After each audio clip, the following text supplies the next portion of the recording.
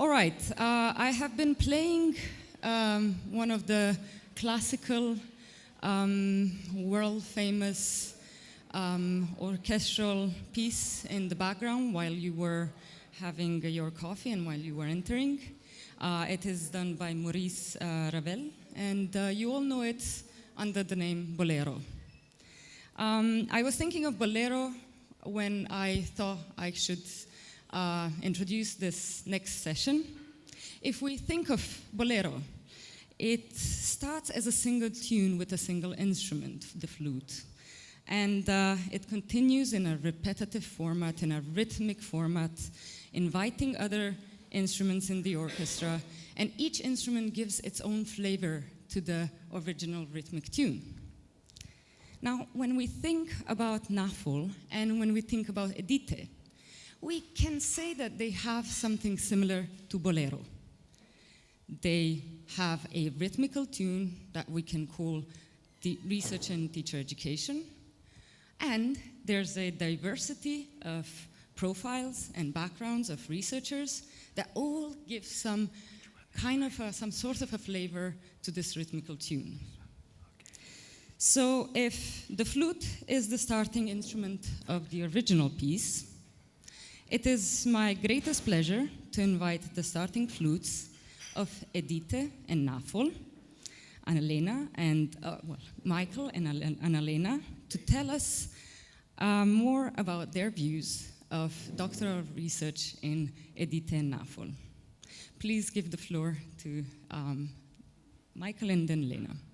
Anna-Lena.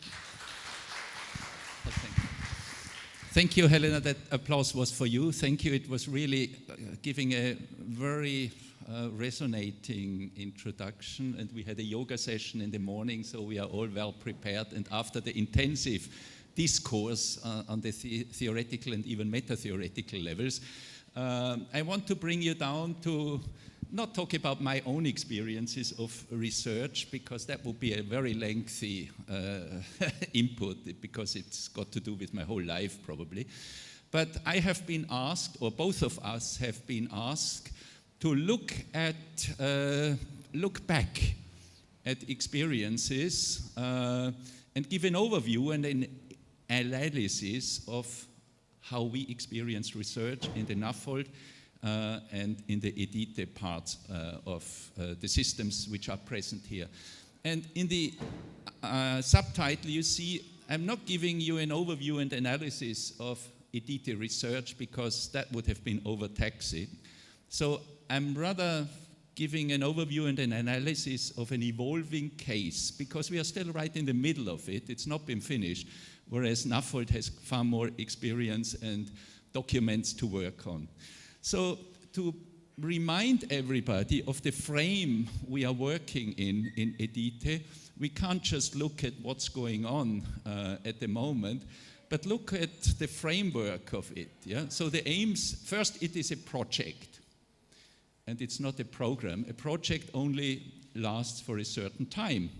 And for this project we got a lot of money from the EU under the Horizon 2020 Marie Curie funding, which we are very proud of, because usually only natural scientists get them. That we are getting the money for showing that education and teacher education in particular matters. And there the aims and objectives are, as I'm quickly running through them, is to implement an original, transnational and interdisciplinary joint doctoral program in teacher education, to create a closer link between practice and theory in teacher education. We were talking about that before that break. Then it is supposed to move transnational research in teacher education nearer to national educational institutions, to provide a forum for collecting and sharing knowledge and good practice from a European perspective, to generate a highly novel and innovative approach to doctoral studies, to promote standards, procedures, and unifying principles for the design, organization, and development of doctoral study programs in teacher education. And last but not least, it carries potential to act as a generative model for the development of other European joint study programs. So you see, the bar is high up to jump across that, and it takes a lot of commitment of everybody involved on all parts. Everybody who's been involved is not a single person, not a single institution could achieve that. And so also the achievement, of course, lies on different levels.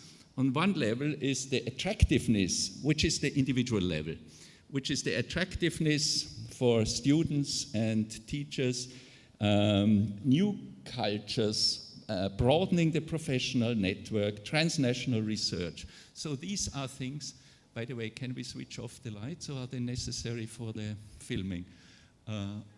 So it's something everybody should gain on the individual level. Then we have the institutional level, that innovation processes in program design, curriculum development, and research networking as a learning organization aspect. And then, of course, on the national level, since there is each partner university is situated in a particular country, a system-wide development of professionalism in teaching, learning, and schooling at large. Again, we heard something in the discussion beforehand. And last but not least, it's a European-funded project, a European dimension for student, staff mobility, and international employability, attractiveness of education in the European higher education area. So you see, there is gains, learnings on all different levels, and the challenge is now how to combine these. Just to give a quick run through for the NAFOL people here, that the universities involved, as you have seen, is Innsbruck in Austria, the project leader, then ELTE here in Hungary, where we are at the moment having this conference, then the University of Lower Silesia in Poland, which is a private university, which again brings in a new perspective, the University of Lisbon in Portugal, and last but not least, Masaryk University in the Czech Republic. So this brings together partner universities in very different areas with very different cultures and different programs in teacher education. And the challenge first was, and we were all struggling with that, to find, to keep things as complex as possible, because if we just cut it down, then you just are left with black and white endings. But to see what is manageable and therefore possible. And everybody has found it very difficult, how we were struggling with the complexities and always asking, why can't it be easier to do that and to get there? And everybody in the technical secretariats knows how they are struggling with the different demands in the different systems. And then, of course, each of the projects or program elements should be as culture specific as possible. You know, we in Innsbruck speak the German language, and then if students come, well, why don't you have English language program? Does that mean is English the only language in academia? Does that mean something which is written in German is not relevant around the world, etc.? And of course, if you are too culturally specific, it's very difficult to compare and contrast. So this is more or less how EDiTE has been struggling. And when I say EDiTE has been struggling, this struggle is noticeable in everybody's body. Yeah? Sometimes you can't even sleep because something does something to you, as we used to say.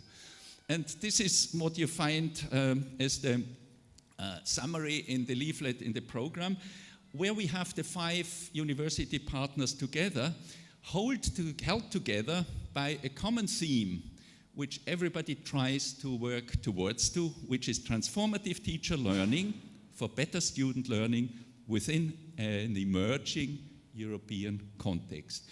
Again, so we saw on the one hand, we have the structural limitations in the whole process, dealing with complexity, with different cultures, etc., policies, etc., private, state, etc. But we also have the challenge of trying to be under this umbrella theme, if we may call it that way. And then this picture was taken last year's summer school, only few of the people of the whole EDiTE system present. But I want to show it because it is, on the one hand, it has the collective force of what Giddens calls the process between agency and structure. We have the structures we are confronted with. You know, it's the building here, it's a university with its particular culture. And we have the individual people, so the personal and the organizational. And if we are familiar with Giddens, you know, you can't just change the one because it's a kind of transformative process. And this is why we always have to keep in mind that what is our agency, what does it do to work towards structural changes as well, and how do structural changes affect individual competencies and work. This is a bit too light here. This was supposed to be the world, so to speak, or at least a map of the world. And you see some of those needles stuck on where all our researchers come on. There is green needles, which are hardly noticeable, which is symbolic in a way, and the red ones. The red ones are the EU-funded early-stage researchers, and the originally green ones, here a bit yellow, they are the self-funded students or researchers in the program. And you see, this is another challenge we are confronted in. Yeah? But at least you see the individual dots. It's quite different cultures the participants come from, and what that challenge is to deal with all these individual things. Then when I was trying to set up this umbrella of the theme, transformative teacher learning for better student learning within an emerging Europe, I noticed it's not really an umbrella.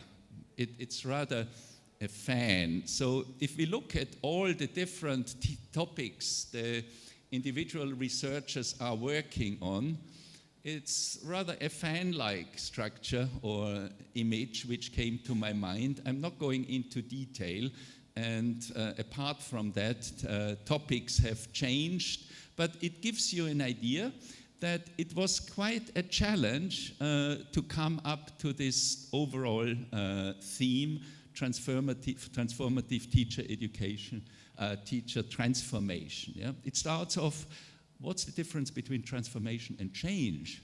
So dealing with that is more than one research project, I would say. The influence of teacher transformation to better learning of students is another big step. You know, if you know of large-scale assessments, what they try to do to get to student achievement within an emerging Europe. And this challenge is even the biggest because it's the widest, because we don't have a model for the new Europe. We have enough threatening elements, but we know if not teachers, the future educators are the architects of the future of Europe, we won't get there. Who else could it be apart from us doing research into that?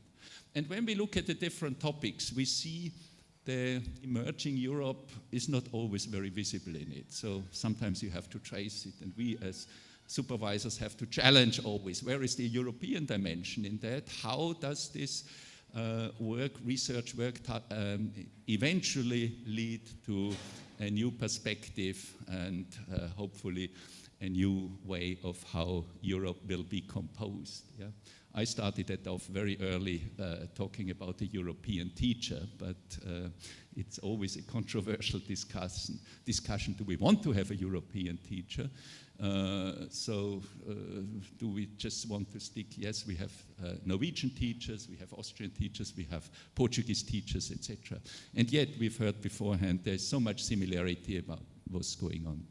Now, I try now to sketch out where everybody is standing by means of this dissertation mountain which has to be climbed. And the thing is, in a situation like that, I come from a country where mountains, of course, are climbed, and you have to do some preparatory work. First, you have to study where you want to go, what you have to do, otherwise you might be up there and not have taken the right clothing or not the right maps, etc. Then you, of course, have to find people who you go with. Then you have to be aware of the dangers. I'm on the left-hand column there. And then you have to find an approach, because otherwise the problem is you might end up at the wrong peak. And is that what you want? So we have to have a perspective first. We have to know what is there, what to take, whom to go with, etc. Yeah? And the first phase, of course, it's not very difficult. These are the lower slope. But then you need a base camp where you feel home in your research. Because if you don't have that, mind you, if dangers come up, where do you get support? Who helps you in when you get stuck, or if some accident happens, or whatever happens? And lots of things happen, as we all know, even in the short time of the EDiTE project. So this could be a research team, this could be a research unit at the university, but you have to have a home. We heard that this morning as well. Whatever that home is, and then the question is, how do you feel at home? Yeah? Does that have to be a very harmonious setting, or is there a discourse going on, as we heard beforehand? You know, if views are too similar, how do you want to learn from differences?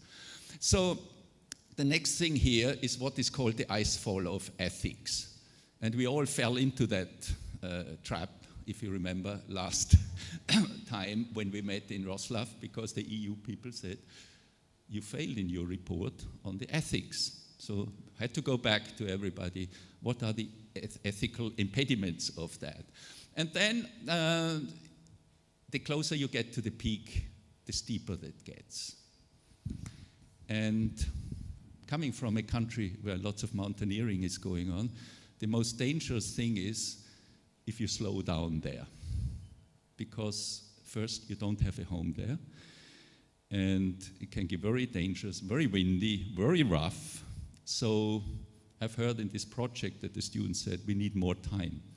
But that needs consideration, because it's a challenge. Here it says, for example, the dawn wall. You have to get up earlier to make it, because it's not so easy. So you have to rearrange the closer you get to the... Then, so you can, well, I tried, according to what I knew, to map out where each of the ESRs and SFRs are. But it's been impossible to do it from an analytical perspective. So you might do that, or we might hang up the wall and everybody can stick their position on. But we have to be aware of that, because it's very important for each individual to know where you are, what you need to get to the very top, and when you will get there, what the weather conditions are, etc. And what will come afterwards, of course, and this is too early now, where do you go after that? Yeah? But you should also think beforehand where you want to go afterwards, because otherwise you're up there, haven't thought about what comes afterwards, and then you fall down into a trap. Yeah. So that was the metaphorical way of trying to figure out what have been the different stages by means of this metaphor of the dissertation mountains. Another issue has been community building. As I said, it's very difficult having all these different people, institutions involved. You have to have one kind of communication, and research always needs communication, because you don't do that for yourself. So I just give examples what I've come across. That's the EDiTE newsletter in the different languages, and as you can see, it refers here to our conference where we are right now. So thanks to everybody to put their commitment into this work. And this is very important part of doing research as well. Getting into communication. How do you exchange? And this is a very low-level way of doing it without having to write journal articles or something. Yeah? Something else is what I'm familiar with, because I'm part of it. We have a WhatsApp group of the University of Innsbruck ESRs, and of course people who are coming and staying with us from the other universities. So ESRs and supervisors share the social experiences. So quite a few pictures from the Danube ship last night went around, because not everybody was here, to see there is a home base where we socially belong together. Then coming to research communication or outreach or enrichment, I don't really like the word dissemination, because it puts pressure on disseminate. It's research communication which is necessary. You reach out into the wider world. So what I've counted so far, it was not very easy to trace. You see, it's quite a big community. We have about 50 presentations at conferences, workshops, symposia, nationally and internationally. About 30 journal articles, then publications, 2 books, 1 out, 1 in existing, 1 journal coming into existence. And we also have on ResearchGate, that was too fast. On ResearchGate, where we count how many people have read, or at least clicked on it, you don't know whether they've read it. So getting into the number of to get into the visibility of the community where we are in, which becomes more and more important. Colleagues from the States tell me, when they want to publish a book, the publisher would ask, how many followers do you have? Because that depends on the sales, expected sales of the book. Yeah? So this is something we have to come up very early to learn and to grasp these things, whether you like it or not. We are part of the number game. The question is, agency again, are we creating it, or are we driven by it? And this is another example. Then in the social media, we have YouTube, then Facebook, regular posts. I don't know about that one because I'm not on Facebook. Then Twitter, where tweets are moved around between people, and blogs going on. So I notice things have changed since I was a doctoral student, because these things all didn't exist at that time. And I find it personally very hard to keep up with all these things and send stuff while you are sitting in somewhere. But it seems to be something very topical. Then, for example, I don't know all the details, but we had a radio interview in Innsbruck with the ESRs involved. And in Wrocław, they had this exhibition, a public exhibition, showing Horizon 2020 projects conducted in the region of Lower Silesia. So to reach out to the local community there. Now, almost in every presentation, I quote Niklas Luhmann, who says, a system can only see what it can see. It cannot see what it can't see, nor can it see that it can't see what it can't see. So that's the problem. We always have blind spots which we don't know about. And if we only remain in the area which we know, we never find out what drives us, what are the hidden patterns which constitute our action. And I did a small, well, it was not a research, but it was at least trying to get input for my presentation here, sending out asking you for 5 aspects. And they build on these different levels, namely to see how the individual researchers, early stage researchers, supervisors, the partner universities, the transnational dimension and the European dimension and beyond, what can we learn from the individual experiences of everybody involved in the project? Everybody, I mean everybody who's been part of the community. And as you can see, the ESRs and the SFRs. And I'm going through, and the critical thing is always the link between these two. As you can see, this is where the arrows are sitting. So how are they interlinked? And Now I'll go through the individual parts. The influences of EDiTE on professional lives. Here I'm mixing ESRs and supervisors. It was very difficult, of course, as I showed beforehand, compare and contrast, but I've tried very hard.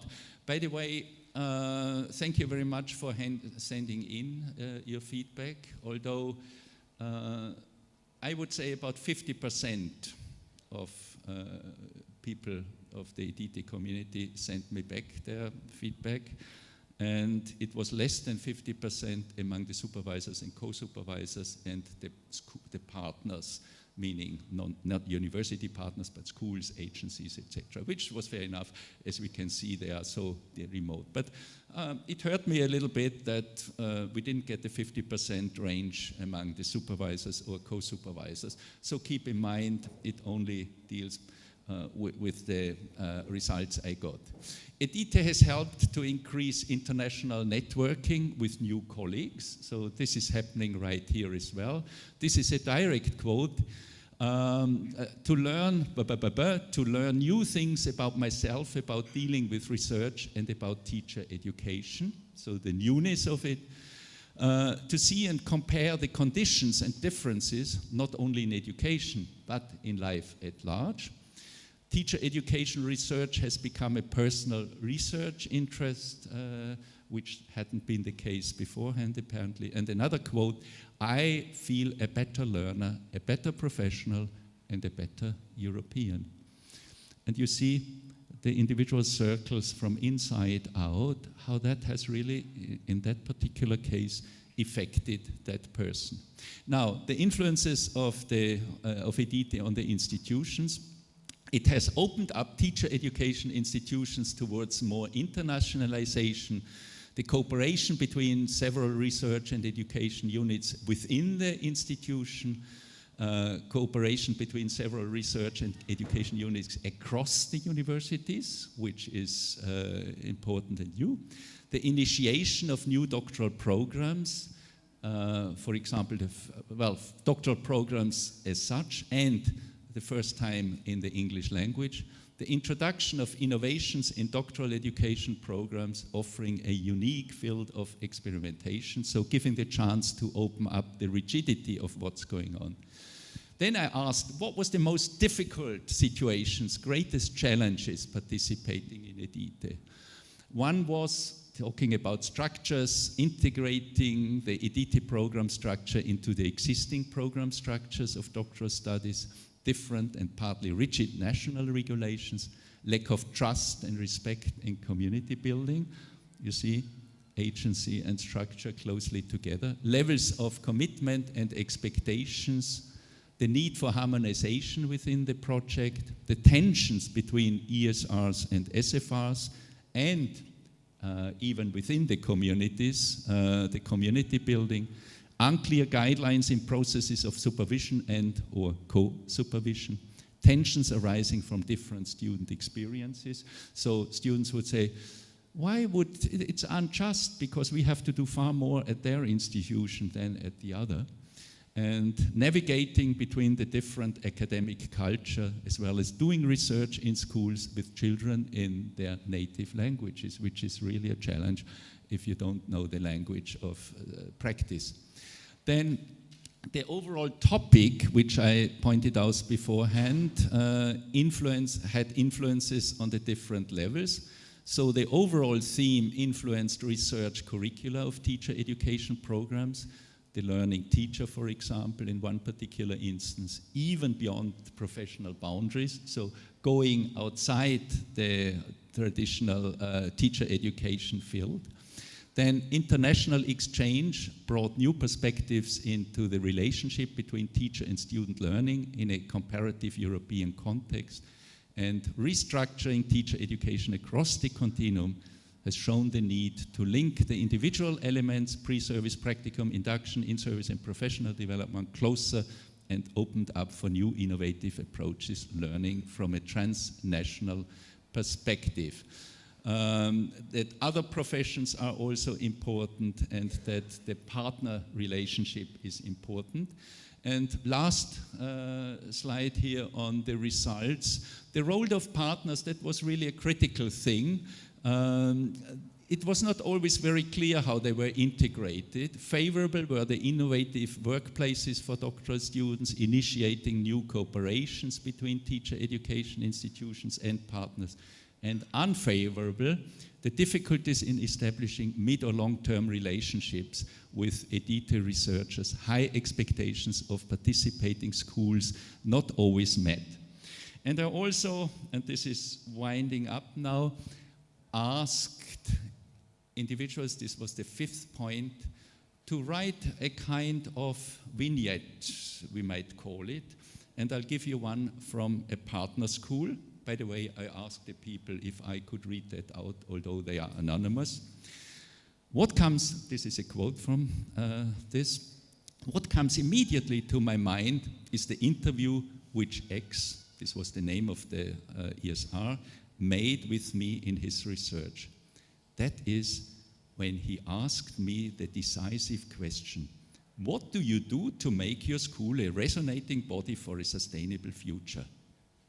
I was not prepared for such a question, and I could not answer spontaneously. This was the most challenging question for me, which I did not have an answer ready. It kept nagging me and made me think intensively about my objectives and the way I want my school to go, and also about whether this way is one which we share collectively. This image of school, which resonates sustainably with the students, teachers, and parents, became the leitmotif of my leadership. A very nice intervention by one of the students, and let's finish with the middle, with the center of it, because this is another of those vignettes which gives a very good insight. Another quote. In the first summer school, I felt small. In my country, there is this common idea, even among educational professionals, that other countries are better, that our problems are just ours, and that in Europe, the other Europe, everything is wonderful and education is very evolved. There I was, sitting in this beautiful auditorium, afraid of my not so good English accent, realizing only 10 minutes ago and still in shock that because I was in SFR, was not a part of the EDiTE community, feeling smaller than a fly and nervous about going to the stage. If I could or had the courage, I would have left. I would just get up and leave and try to do something more in my league. But I stayed and the presentation started. Everyone else seemed confident and happy, of course. They were from the other Europe, more evolved human beings. And the first presentation gave me the idea that actually that research really makes sense in my country. It is not miles away from something we face here every year. The second did too, the third did too, and suddenly I realized that in terms of education, there is no other Europe. Maybe there isn't another world. The problems to be addressed are essentially the same. I wasn't going to start talking, and people would think that poor country, it needs help with this. Maybe my research could be done in any of the other countries, a real European. That made the difference. I used to see EDiTE as a way to see a glance of the other Europe. What happened is that I realized how big Europe is and how big my small country can be if we open our eyes to the wonderful experience that, in my case, EDiTE gave the opportunity to experience. Thank you again, everybody, for participating in that, and sorry for taking a couple of minutes more, but I wanted to dedicate it to these quotes. Thank you.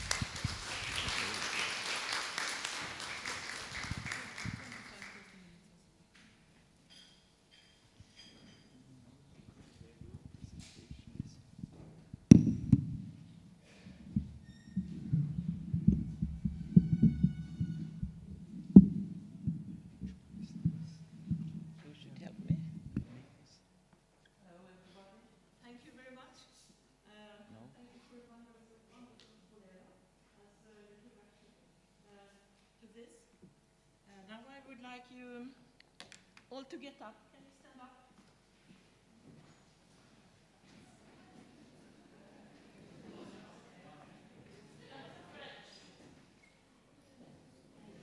As teacher educators, I think we should walk our talk. And you can think of that Fritz Johnson, she said that language is post-kinetic. Movement comes first. I can tell you because you can do something. So, and now we need to refresh our bodies to be receptive for even one more talk. So we start here.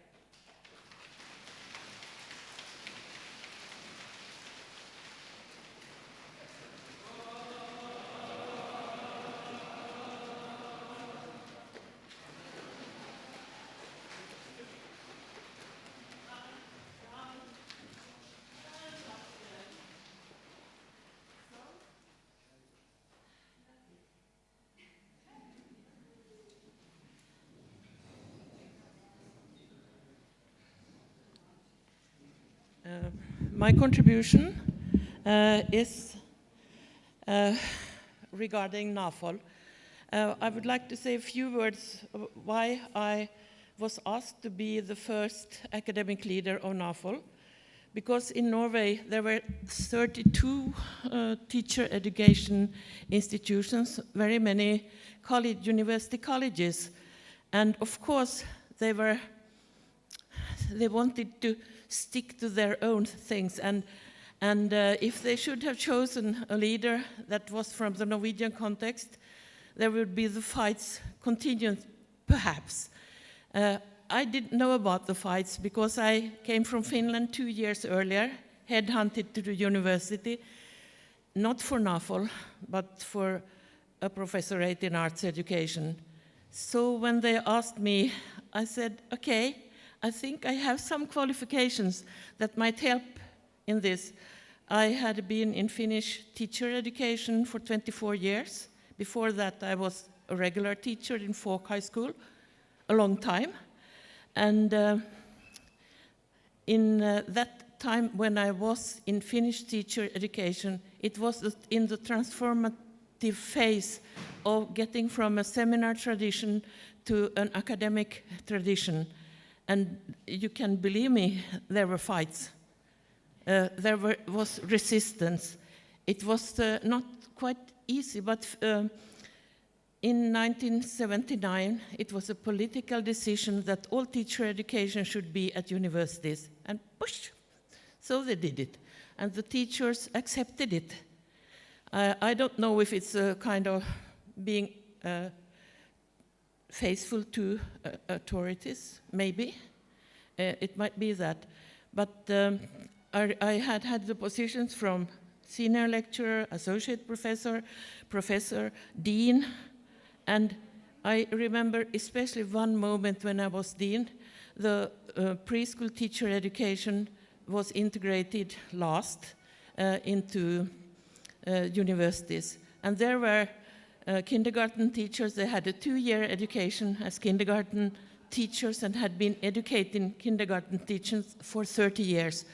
And I had to sit beside the person from Åbo Academy University saying, okay, what will you do when you are employed at the university? You have a 2-year education. You can choose to retire, or you can choose to be a timelærer, just to work on hours, or you can say that within 3 years you will take a master, then you can stay. And I think that was perhaps my worst moment, to see how it affects people that have been competent, feel that they know what they should do, and suddenly they are nothing. So, but that was a hard way, it was. So everybody at the kindergarten teacher education, they had to decide, will I take a master, a licentiate, or will I even take a PhD? And that's now quite long ago, and the transformation has happened. So, when I came to NAFOL, it was for 7 years. The target was that 80 persons should make their PhD within that time. That is until 2016. And what do you think? Do you think that 80 persons have made their PhD today, 2018? What do you think?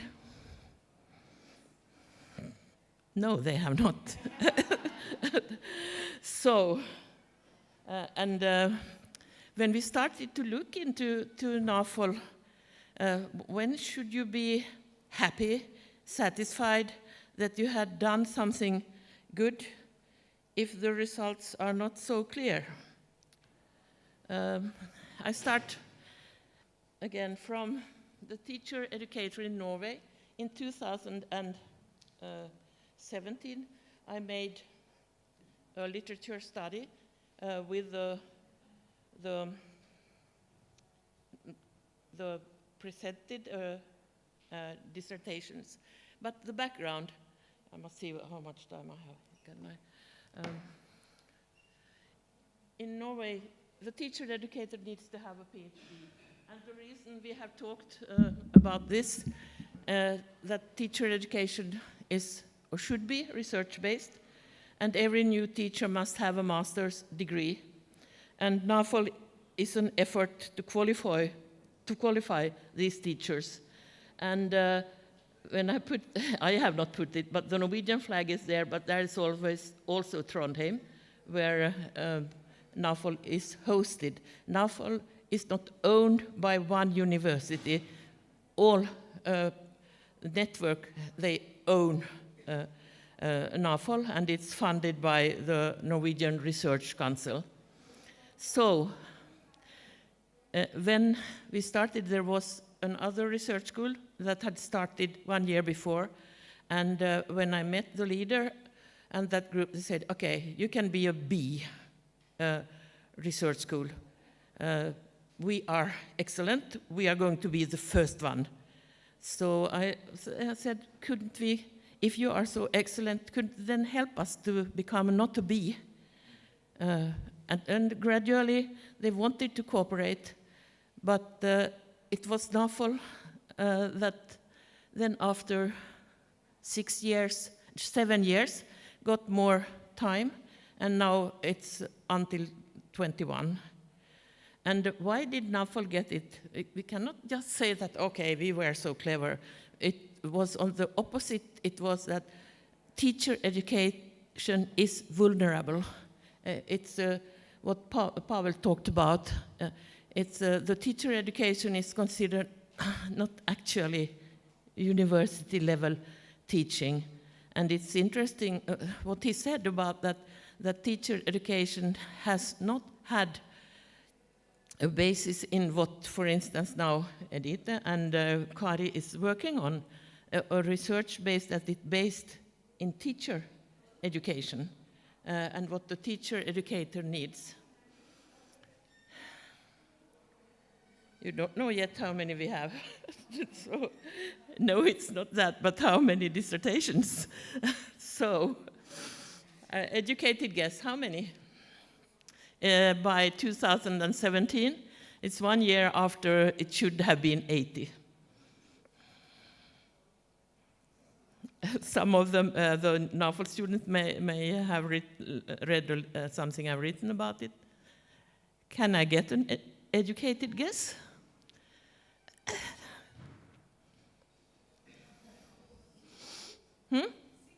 60? Okay, and what do you say? 50? 50 and 60, quite close. I would like to tell about, just shortly, theory of knowledge that I have applied in the literature review that I have done. And this is actually back to Aristotle with techne, episteme, and phronesis. And a Norwegian philosopher, Brunstad, he made a nice theoretical foundation, I think, for teacher education research. He said that from the subjects, you can get the techne and you get episteme, But when it comes to phronesis, there is the stippled field, the operative field for a teacher, educator, or teacher, where he puts X1, X2, X3. X1 is the ability to notice a new problem or unsolved dilemma, and the activity in practice chosen based on wise consideration and anticipatory thoughts about the consequences of the choices. This must be considered in teacher education research, and I think that suits well to the material I have looked at. One of the coordinators in NAFOL, Torolf Krüger, he has written nicely about the secret rooms in education made visible through research. And he has formulated it like this, that the possibility conditions for teacher education is because it is a strategic means for society. So the teacher education research, what Kari also talked about, must be a servant for society, but at the same time, it should be the critique, the critical eye on society's education. So teacher education, therefore, is an ongoing dilemma between being the servant of society and the critique of society. So, and Krüger continues to say, who has the right to define what is useful, normal, important, and desirable to do in teacher education and make an agenda for things to happen? And there we are. 46, yeah?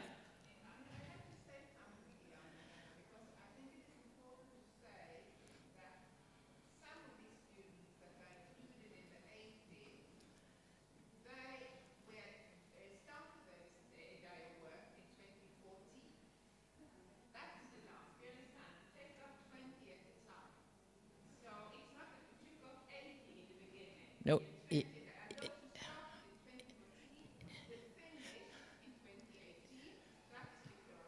Yes, you're right. Yeah, it comes here. 46 had graduated until September 2017. 5 had taken another route but got the competence as first lecturer, or what you should call it. And until now, I looked at the data recently, there were 10 more. So we are 46, 56, 61. That's where we are now. But this is a good result. It's not a bad result, but it... Hmm? Yeah. Mm. So my question when I analyzed is, what do the researchers present as knowledge contributions from their studies? And I have used a quite simple qualitative method. I have sorted, I have reduced, and I have made an argumentation. So 32 women and 14 men, 27 article-based dissertations, and 19 monographs. And the synthesis, the extended abstract, it varies between 75 and 220 pages. And the monograph between 230 and 396 pages. Big variation. And of course, the trend is that it will be more and more article-based. And the extended abstract, not more than 100 pages. Most of the studies are qualitative case studies. A small group makes use of mixed method, and a still smaller group is inspired by post-qualitative methodology. So when I reduce them to thematic groups, I try to form 3 groups: teacher education, teacher profession, and educational leadership, 26, kindergarten and primary school, 10, upper secondary school and young adults, 10. And now just look, because like Michael, I cannot go into each of them because we don't have that time or interest either. So thematic field 1. Many of the dissertations are based on practice. And they are documenting time or change regarding national testing, key competencies, formative evaluation, but also traumatic experiences with violence against teachers from students. Phronesis is needed. The stipple field in use in decision-making must be working, because there are many ethical questions to solve. And here is Tony Berner, one of the former NAFOL students. He is now professor at one of the institutions, and he describes his project like this. My main research interests are English education, classroom assessment, research and development work, including formative interventions, diversity, multilingualism, and teacher mentoring, teacher professional development. I wrote my PhD dissertation on formative assessment of writing in English. And his parents came from Pakistan to Norway, so 16.5% of the inhabitants in Norway are first or second generation of immigrants or refugees or whatever. So that means that Norway is becoming a multicultural country. How much time do I have? 7, good. Thematic field 2, kindergarten and primary school.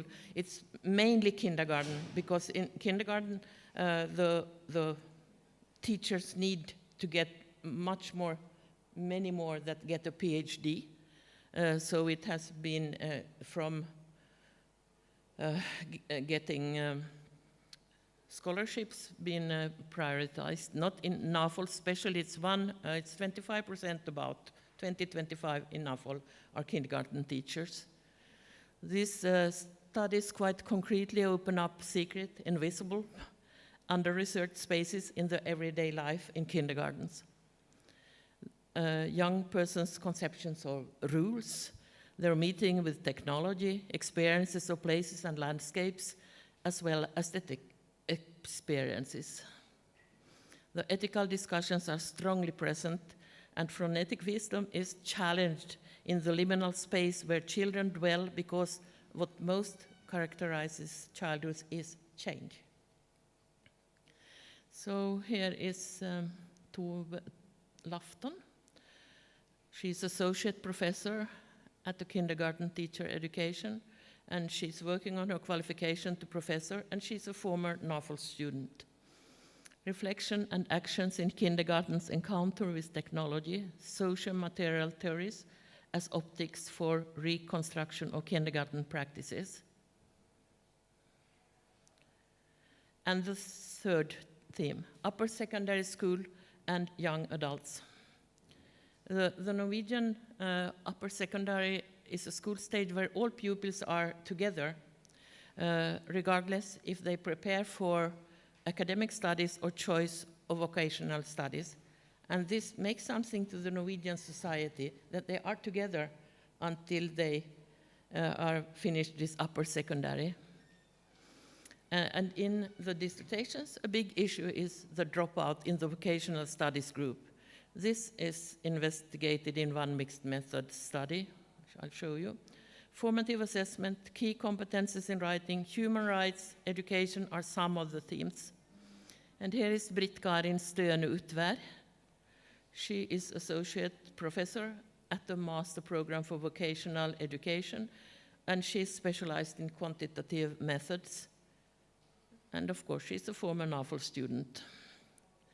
Staying in or dropping out, a study of factors and a critical incidents of importance for health and social care students in upper secondary school in Norway.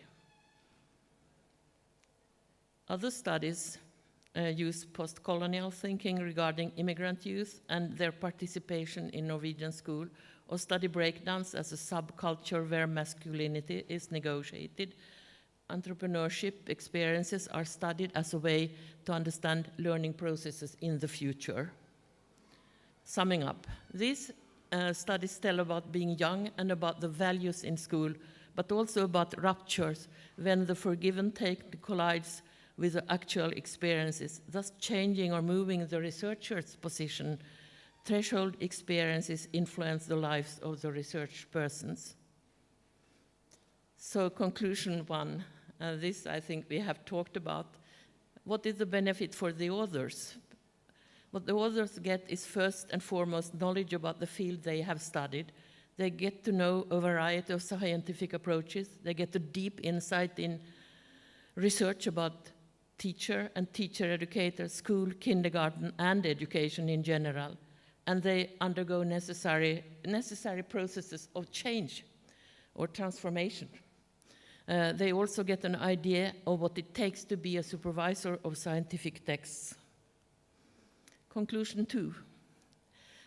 Knowledge contributions to teacher education which become visible. It's a goal-ruled educational discourse is very strong in the thesis. A discourse connected to democracy and character formation is a bit smaller but prominent. And so there is the smallest discourse is the critical discourse. They all inscribe them in a solidarity discourse connected to teacher education and the wish to develop a research-based teacher education. So, 10 more dissertations so far in 2018. Kindergarten, arts education, gender, sports education, and special education. And one about informal education among squatters in Kathmandu. So what are the urgent themes in Norwegian and international context when education is involved?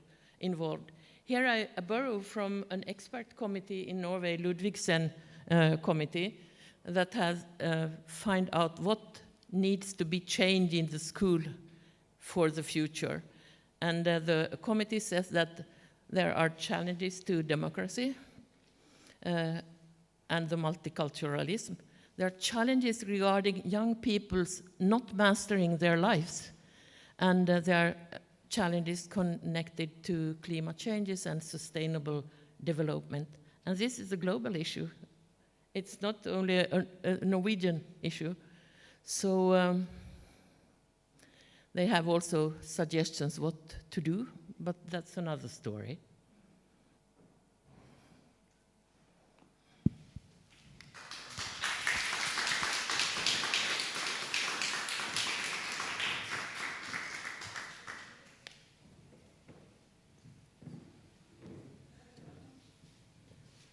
Oh, we're going here.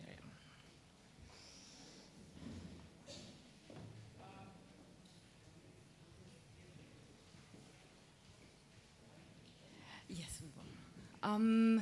I have to thank you, both of my speakers.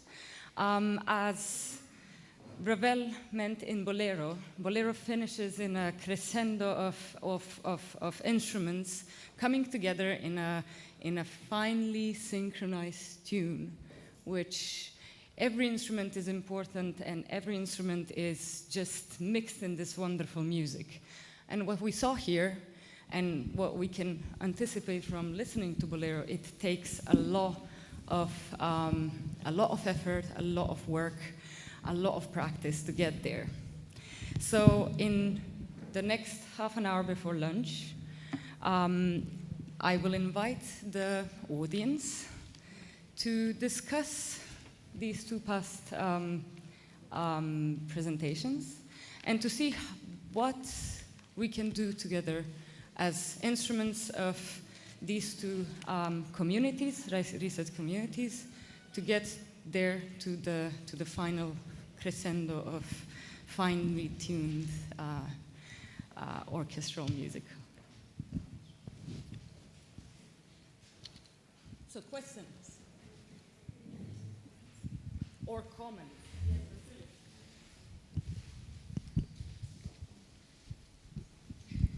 Thank you for the very interesting and insightful presentations. And I mean, the main thing would be which are those lessons that can be learned from each other. So EDiTE is an international community of emerging researchers, 5 universities, etc., and NAFOL is a longer established, nationally based institution that fosters this idea of research-based education. So which are the lessons that one can somehow learn from each other, and in fostering this idea of research-based education. And I would wonder how can this cooperation continue in a way moving towards what Pavel was saying, to this fight jointly together. So how could EDiTE and NAFOL kind of continue thinking together and collaborating to be successful in this upcoming fight? Thank you.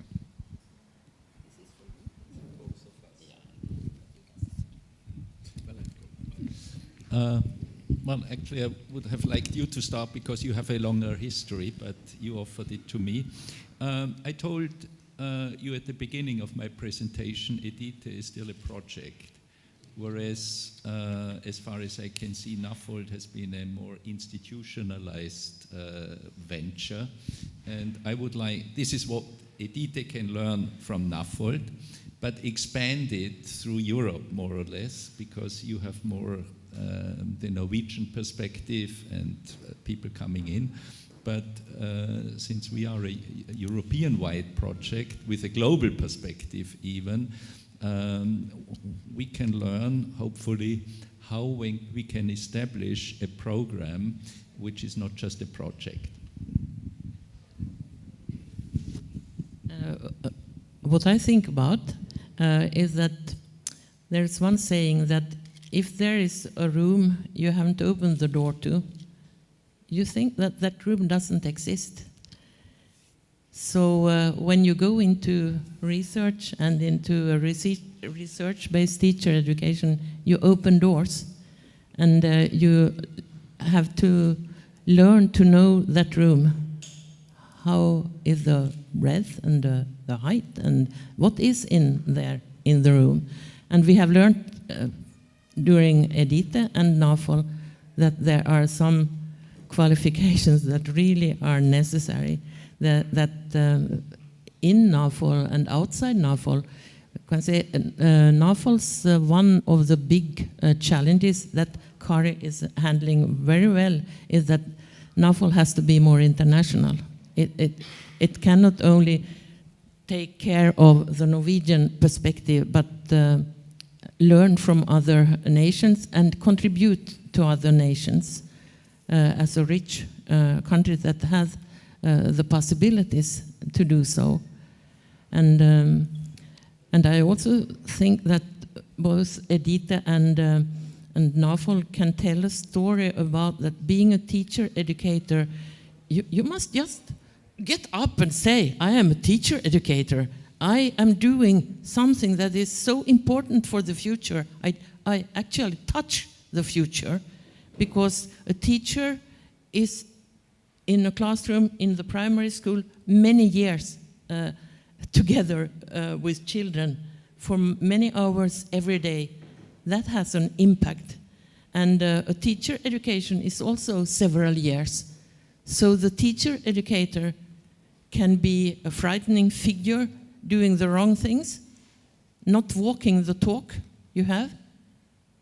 So I hope that EDiTE and NAFOL can teach and learn about that. You must walk your talk. You cannot just preach and say how it should be done. You must do it. Thank you. I saw a hand here.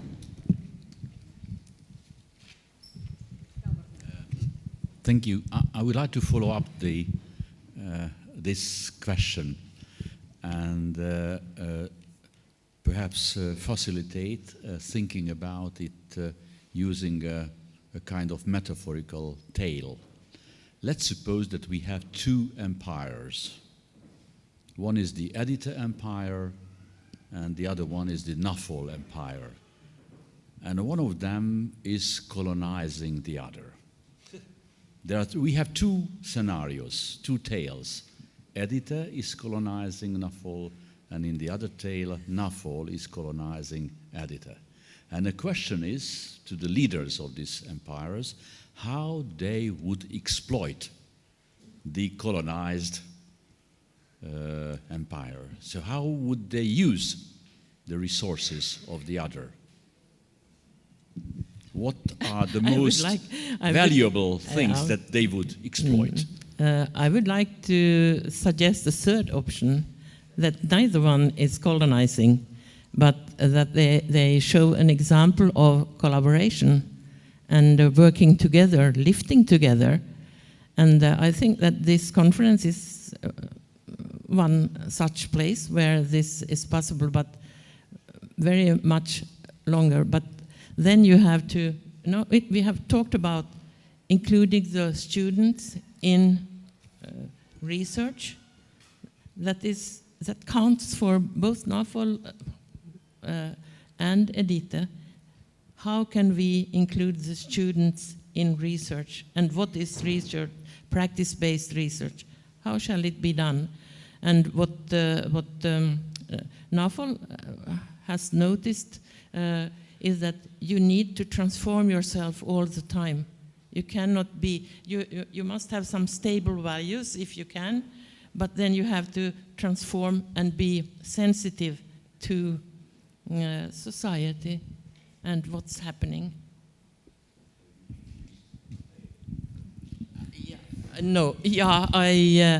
Okay, I can say like Deleuze, you are always territorializing, and you must find the ways to de-territorialize, to find the lines of flight. And the third option was the line of flight. Yeah, and since language creates reality, I usually don't use those words because I want to create a different reality than one which is dominated by colonialization processes. I would say, similar to what you were saying, Anna-Lena, it's more a co-evolutionary process, yeah? Which means, most of the EDiTE people are familiar with Klaus Otto Scharmer, who says you have to let go and you have to let come. And this moment, I noticed, happens very often in certain instances. You have to let go what you think is particular and can only be done through EDiTE. And on the other hand, see in this co-evolutionary process what comes. And this is, for me, the most exciting thing, because I noticed when we were in the mixed groups, it always comes down, as you would say, to solving practical problems you are confronted with in teacher education. And this is such a wide area that we need the collective force of everybody around anyway, and don't want to spend energy in colonialization or similar.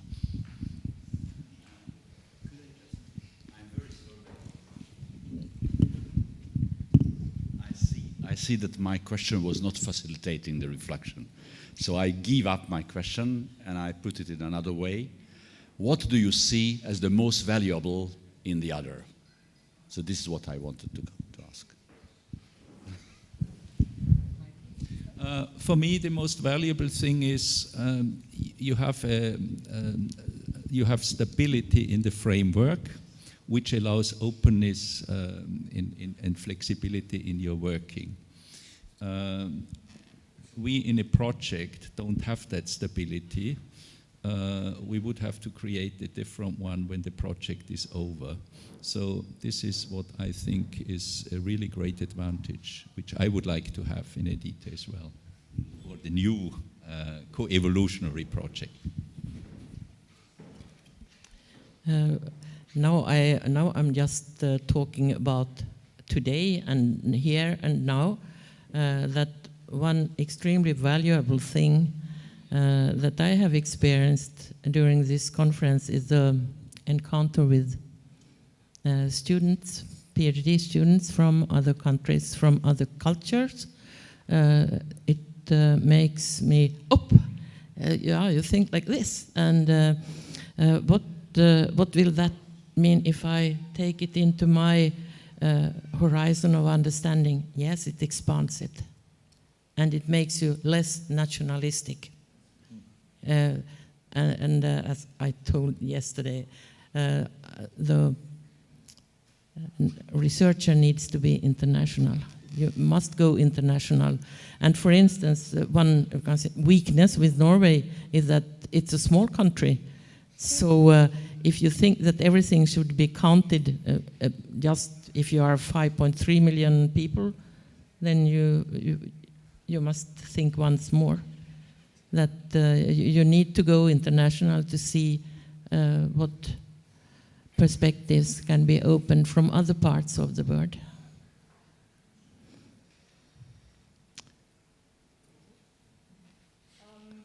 If there's no questions at the moment, I can ask one while you think maybe for further questions. So in your speech, Michael, you said that the fact that there were less than 50% of supervisors and co-supervisors that answered to your requests made you sad. And of course, this is an important factor, and thank you for sharing this with us, because this is something that we should perhaps think about. I would wonder how, if in NAFOL you had a similar experience with engagement of supervisors or support staff, and how did you manage to overcome that? And maybe, Michael, what do you think could be established in the future, or perhaps also in the present, to kind of support the engagement, to overpass at least 50%?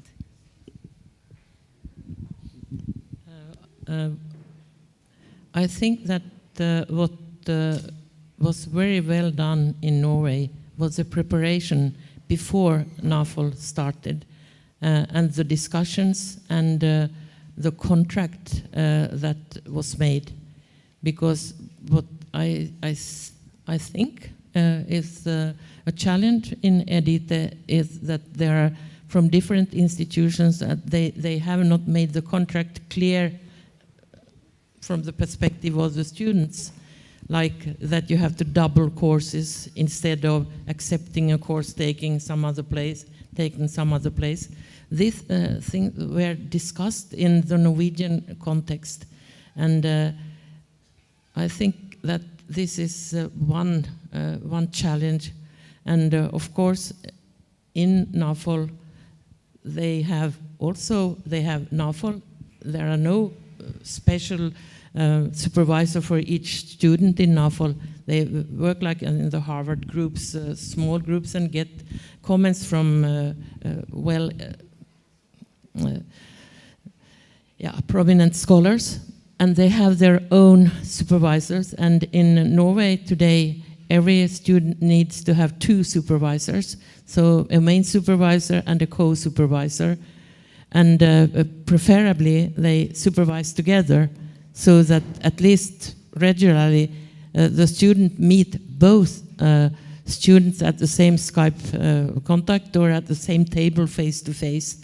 And I think that this makes something very well. So it is not like that one student goes to one supervisor and says, she said like that, and so but he said like that. To whom should I listen? Of course, there might be different thoughts, but it's good to handle them around the same table to see what way are you going to go. And as I said many times, if a student, a PhD student at the dissertation says, when he got a tricky question, oh, I did it because my supervisor said it, fail.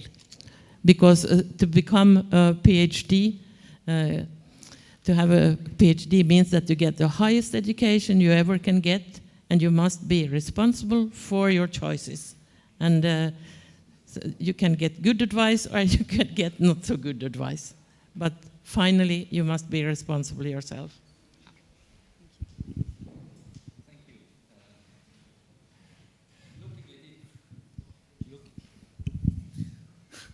Looking at it from an EDiTE perspective, I mean, we had some preparatory phase for 2 years in a project beforehand. But I think 2 things at least which come to my mind answering your question.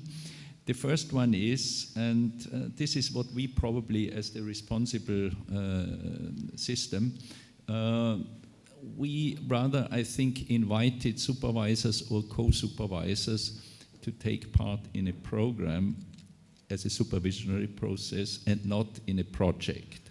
So on top of what supervisors usually have to do, they have to take part in sessions with other countries. They have to deal with other students which they haven't chosen to be together with, and things like that. So that is one thing which I think makes a difference. And the second one, I think, as far as I can see, in the countries involved, it has mirrored the situation of what supervisory processes are like. And those are culturally very diverse. So the diversity is mirrored in that, and the commitment of supervisors is very different in different cultures. And this is the chance again of EDiTE, I think, to create an awareness of, and something we can learn from you, to make it a more collective venture and not just something which I'm confronted with individually. And probably we were not able to tell people whom we asked to be supervisors to see the advantage of being part of this community. Yeah? And if people don't see any sense in what they should do, then it's nonsense. And human beings don't like doing nonsense. Thank you. Kari, thank you for this. Thank you both. Very interesting. And it's interesting also to see the differences. I'd like to comment a bit on the supervisors, because here there are challenges. As Anna-Lena said, in Norway now, by law, national law, the PhD students should have 2 supervisors, a main supervisor and a co-supervisor, and we don't even call them the second supervisor anymore. There has to be formal agreements between these supervisors.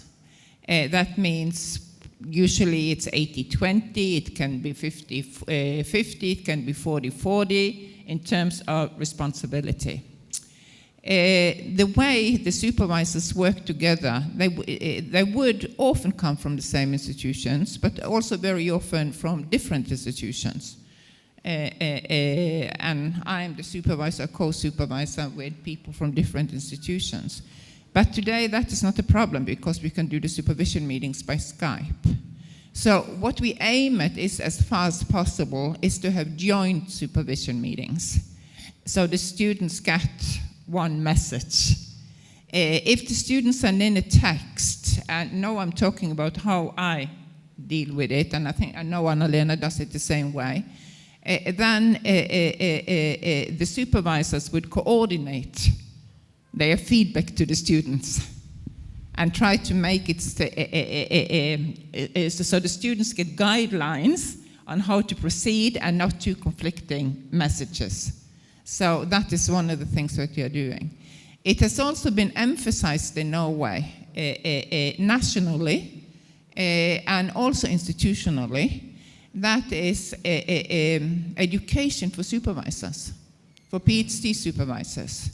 We have it in NAFOL 2 to 3 times per year. We invite the supervisors, not all come, but we invite the supervisors to participate in these sharing and caring seminars, as I talk them. I'm in charge of them at our university, cross-discipline, medicine, engineering, everything, and we bring supervisors from all the disciplines together, and it's fantastic to see the sharing and caring and mutual learning from each other in these courses. So the quality of supervision, we have realized, if OECD said in 2005, teachers matters, then I would say in PhD education, supervisors matters. And it's about time we give more attention to the quality of supervision. Another point, and that is the last one, the NAFOL students are accepted into the program with 2 supervisors from their own institutions. And NAFOL gives them, as Anna-Lena very correctly said, extra supervision, like you experience here in the small feedback sessions. And here we get top people from all over Europe and the world, in fact.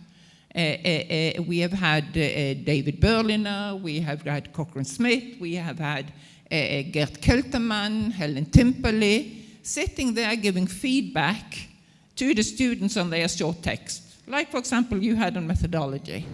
That is additional supervision because we have tried to move away from the fact that the PhD is a dialogue between the supervisor and the students. It's an open dialogue with the professional community. You have to correct me if I'm wrong, NAFOL students. I think silence says it. Thank you, Kari. Would you like to respond, or should we go to question from Gabor? I don't like to respond to Kari, but that's not necessary because we know each other quite well by this. One thing that I have thought of when being here too is that do the PhD students in EDiTE or from their institutions, do they get the criteria for dissertation? What is demanded from a dissertation? This is something that I noticed in Norway. The students did not know what it takes because it said quite clearly it should be that and that and that. So when you have your final, at least, supervision, you need to go through. And this is some kind of democratization that you should know what the assessment criteria are. I mean, as far as I could see in EDiTE, there are those rules which are different at the different universities, which is quite a challenge because they have to obey different rules, especially towards the end when it gets to the defense, which might be really burdensome. But I have a saying, which is communication rarely works. So even if there is rules, it's very difficult to get from the rules to the habit, to enacting them, because you get to know them in the beginning, but when you're stuck somewhere, you don't really have the rules in mind. So, for example, we in Innsbruck have a computer system, so I constantly get emails saying, you have not reacted to your doctoral student yet, yeah?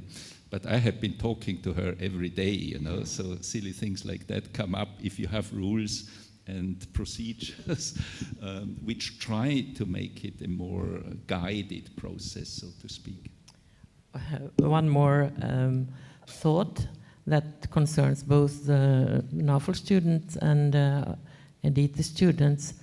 That you are the next generation, and you look at your supervisors, and what kind of models are we for being an academic? Do you want to continue in the same track? No, I hope not.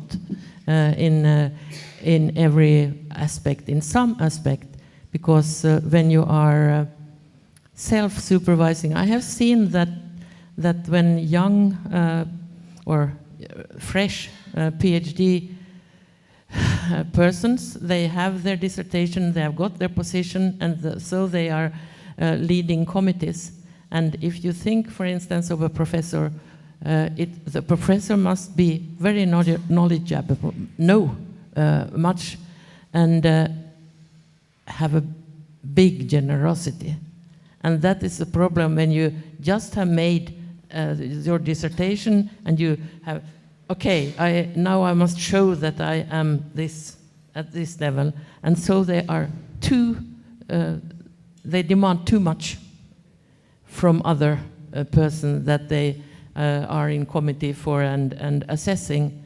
So this is to find what is actually high standard. And here comes again this walk your talk. You are in teacher education, and in teacher education you must be able to sense and meet, and in school every person. So even if you say not good enough, you must do it in a generous way and tell that if a person has done this and this, acknowledge it. So this is something that comes after, but it's part of it. Thank you, Anna-Lena. Gabor, you wanted another question? Sorry of asking so many things. One of the greatest challenges I am facing as the head of a doctoral school is to stabilize or consolidate the research programs behind the different training programs. It's very difficult to convince the program leaders that they are responsible not only for a training program, but they also have to have a research program on which all the courses, programs have to be based. So my question, and I see that my tail's perhaps not always working, but again a tail. Let's suppose that you are invited by a European level research agency, research funding agency, to submit a common research program based on the achieved pieces of research by your doctoral students. So what proposal would you make to this European research funding agency?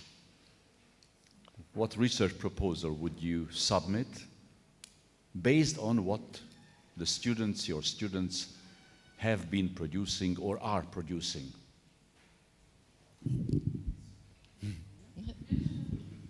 A common proposal. How should we answer to this one? Because the EDiTE students, they have not graduated yet. They don't have their dissertations. The Norwegian, they have, so you can at least take out from the studies and see where are the places. And I had a suggestion taken from Ludvigsen-utvalget, the expert committee. What are really urgent themes for school in the future, and thus also for teacher education? But I should say, this is, I think this is Kari's field, because I'm an emerita, I'm leaving the field, and she is still there. But I think that what we already do, the practice-based research, how could that be carried out, and what are the demands for making it high quality? Practice-based research in schools and teacher education, that would be one suggestion. I would start off rather with an informal way of talking to colleagues at different institutions in Europe and start aligning work in doctoral programs before getting the money, because this bottom-up process would make sure that the commitment is stronger and people are more aware of what it means, not just to get money for something, but rather create something meaningful where you need money to support it and make it sustainable. And include doctoral students in developing those. Thank you. I will take the pleasure of having the closing question, which I would ask you to answer in maybe 1 or 2 words. So you, Anna-Lena, you nicely said we should talk the talk and walk the walk. And we talk about teacher education, teacher learning. So if you would summarize your transformative teacher learning as 1 or 2 words through your engagement in your program, and similar questions to you for EDiTE, what would that be? Sorry, what would be what? Your transformative learning through your engagement in your transformation, personal, professional, as you wish. In 1 or 2 words. 1 or 2 words.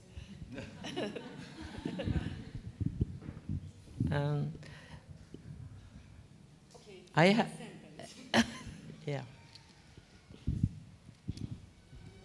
I have said before that I have learned that you touch the future when you are in teacher education, and that is also my transformative learning.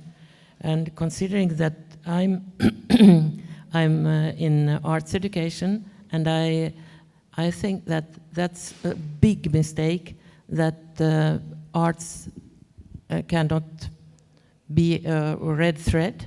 And when we have planned and designed NAFOL, dramaturgy has been a very important aspect, because arts education always is about meaning making, and it's deep exploration, and to cooperate with arts and science, arts and religion, arts, and this is something that could make the school for the students much more meaningful. Having many resources or few resources, difference is a quality to yeah, no, it was long enough. I had the chance to think of 3 words which are relevant for me. One is aiming high, the second one is freedom, the third one is dignity. Well, thank you very much, both Michael and Anna-Lena. Thank you for bearing with the heat and listening to this session. The lunch is ready for you now.